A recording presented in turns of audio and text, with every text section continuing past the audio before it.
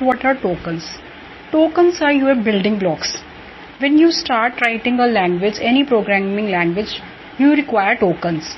So the smallest unit, you can explain that the smallest unit, individual unit, is known as a token in a programming language. And this token conveys a special meaning to the compiler. Suppose I take an example. Suppose I write a sentence in English. Suppose I write a sentence, she is reading a book. This sentence is made up of combination of words. She, this is a word, is a word, reading a word, a book is a word. So that means to make a sentence you require number of words, and further this word can be divided into different forms, like reading is your verb, book is your noun. So without words you can't make a sentence. Similarly, in a programming language, without tokens you can't build a program. So further, your word is converted into what? Noun, verbs and adjectives. That means in your English language, your language is divided into nouns, verbs and adjectives. Similarly, in any programming language, we require tokens so that to start or to build a program. So next question is why they are used.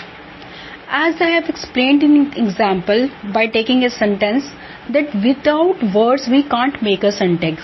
Similarly, in a language, in any programming language, without the use of tokens you can't build programs.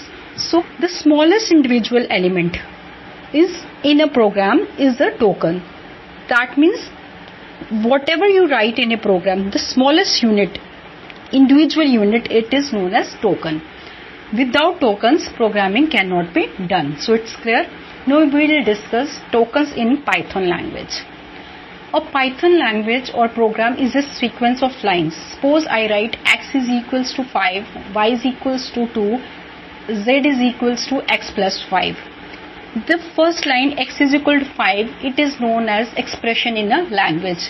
So with 2-3 expressions you have made a program, and this expression x is equals to 2, y is equals to 5, this is built with the help of tokens. X is an individual token, equals to is an individual token, 2 is an individual token, likewise y is equals to 5, y is individual tokens, is equals to 2, likewise all these are separate and individual tokens. So it is made with the help of sequence of program is made with the help of sequence of lines.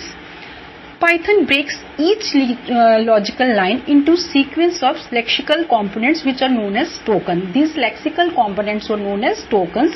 Like I have taken an example, x is equals to 10, where x is also a token, is equals to is a token, 10 is a token, and these are different types of tokens. Hope you have understood the concept in a better way because I have tried to explain it with the help of an example. So see you soon.